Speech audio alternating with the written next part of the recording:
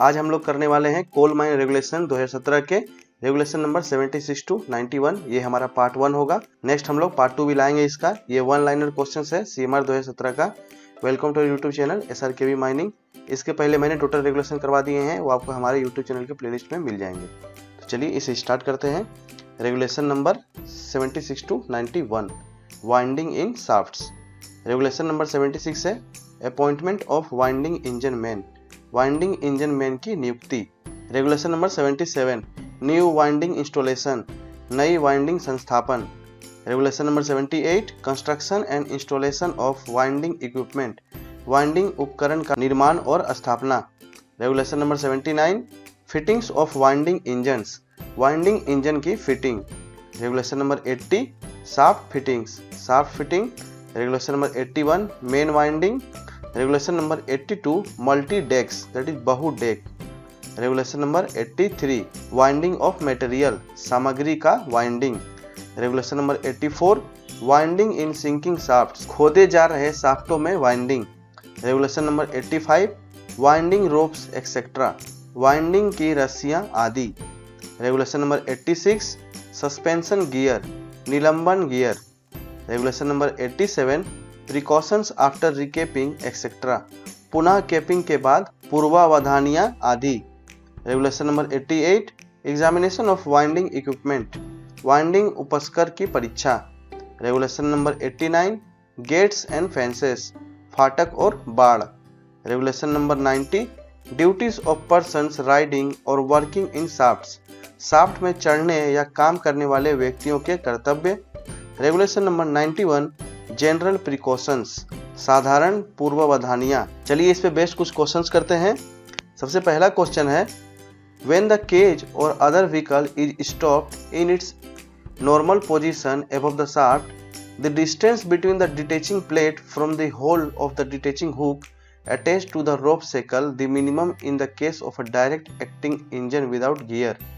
जब केज या अन्य वाहन शाफ्ट के ऊपर अपनी साधारण स्थिति में रुका है, तब रोप सेकल से जुड़े डिटैचिंग हुक के होल से डिटैचिंग प्लेट के बीच की दूरी बिना गियर वाला इंजन डायरेक्ट एक्टिंग इंजन होने पर कम से कम कितनी होगी। तो इसका आंसर क्या होगा? इसका आंसर हो जाएगा 3.6 मीटर।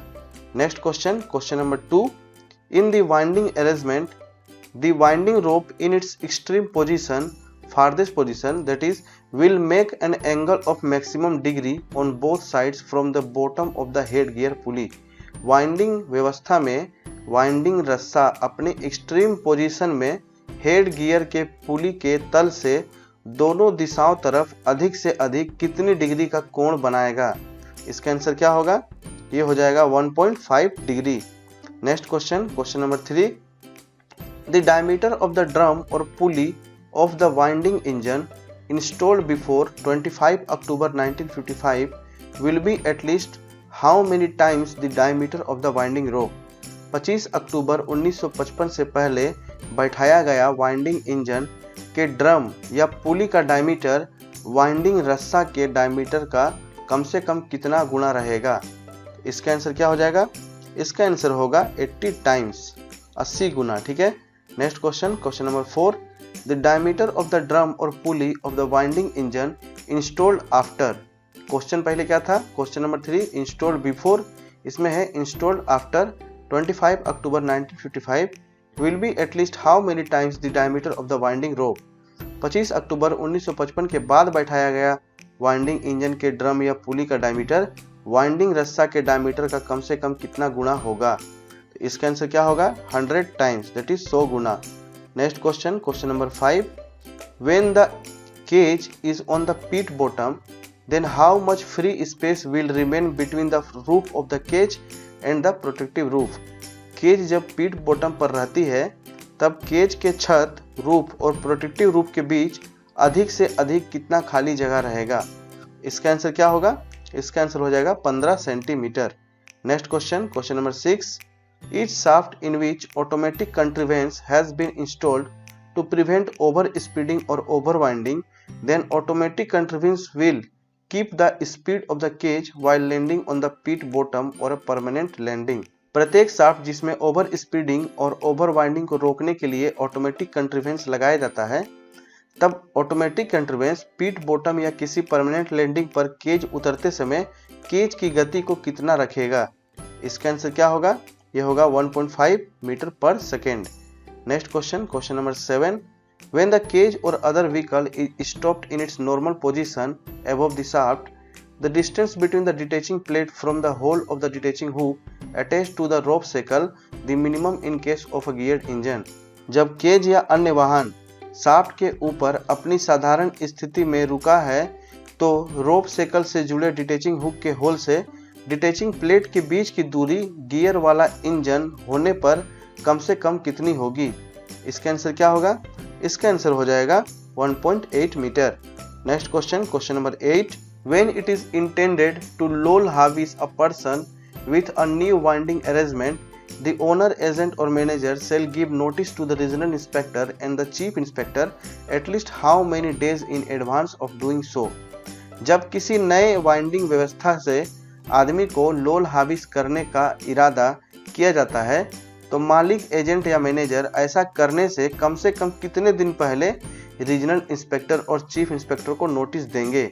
इसका आंसर क्या होगा? 60 दिन पहले, that is 60 days. Next question, question number 9, when the shaft depth is more than 150 metre then how many signal systems will be there to give signal. जब शाफ्ट की गहराई 150 मीटर से अधिक है तब सिग्नल देने के लिए कितने सिग्नल सिस्टम रहेंगे? इसका आंसर क्या होगा? 2, दैट इज 2।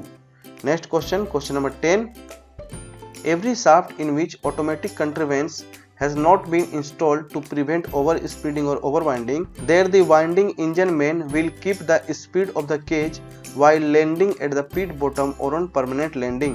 प्रत्येक शाफ्ट जिसमें ओवर स्पीड एवं ओवर वाइंडिंग को रोकने के लिए ऑटोमेटिक कंट्रीवेंस नहीं लगाया गया है, वहां वाइंडिंग इंजन मैन जो है पिट बॉटम या किसी परमानेंट लैंडिंग पर केज उतरते समय केज की गति को कितना रखेगा?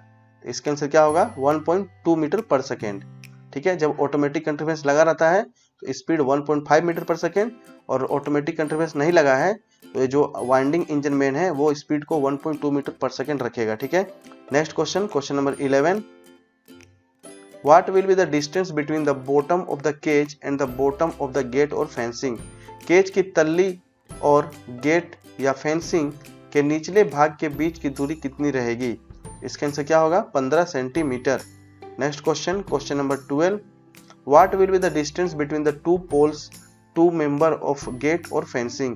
गेट या फेंसिंग के दो डंडों, दो मेंबर के बीच की दूरी कितनी रहेगी? इसका आंसर क्या होगा? 25 सेंटीमीटर।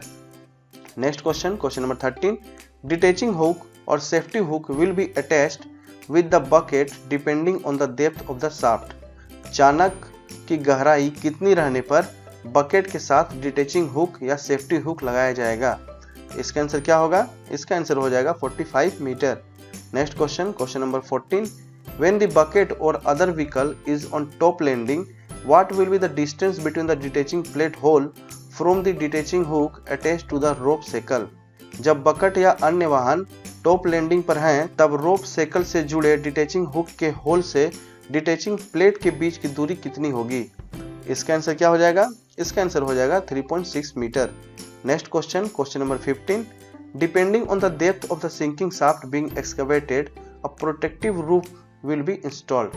खुदाई की जा रही चानक दैट इज सिंकिंग शाफ्ट की गहराई कितनी रहने पर प्रोटेक्टिव रूफ लगाया जाएगा? इसका आंसर क्या होगा? 45 metre. Next question, question number 16, to what extent will the protective roof installed in the shaft be kept from the floor. Shaft में लगे प्रोटेक्टिव रूफ को फ्लोर से कितना अंदर तक लोल करके रखा जाएगा? इसका आंसर क्या होगा? इसका आंसर हो जाएगा 22.5 metre.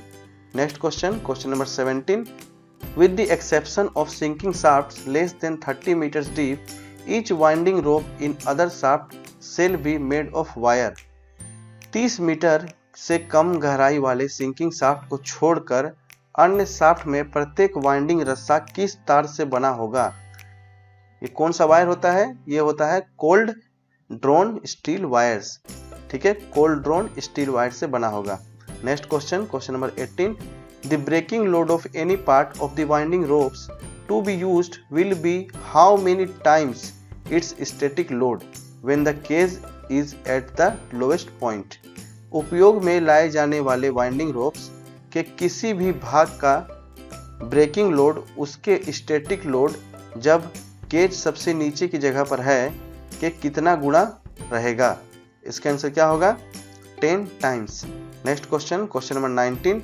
For the breaking load test of the winding rope the length of the winding rope will be taken. Winding रस्सा के ब्रेकिंग लोड टेस्ट के लिए कितनी लंबाई का वाइंडिंग रस्सा लिया जाएगा। इसका आंसर क्या होगा? इसका आंसर हो जाएगा 3 metre. Next question, question number 20। The life of the winding rope has been determined as per CMR 2017। Winding रस्सा का जीवन CMR 2017 के अनुसार कितना निर्धारित किया गया है। इसका आंसर क्या होगा? इसका आंसर हो जाएगा 3.5 years, that is 3 years and 6 month. आज के लिए इतना ही। वीडियो अच्छा लगा तो इसे लाइक करें, चैनल पर नहीं तो सब्सक्राइब करें, कोई भी डाउट हो तो कमेंट करना ना भूलें। जिन्होंने हमारा Telegram group SRKV mining join नहीं किया है उसे अब जरूर ज्वाइन करें। उसमें मैं हर वीडियो का PDF प्रोवाइड करता हूं और क्विज भी करवाता हूं। मैंने लगभग सारे टॉपिक पर वीडियो बना दिए हैं, वो आपको हमारे YouTube चैनल के प्लेलिस्ट में मिल जाएंगे, तो उसे जाकर आप जरूर देखें, वो आपको एग्जाम के लिए बहुत ही मदद करेंगे। आज के लिए इतना ही। वीडियो में बने रहने के लिए धन्यवाद।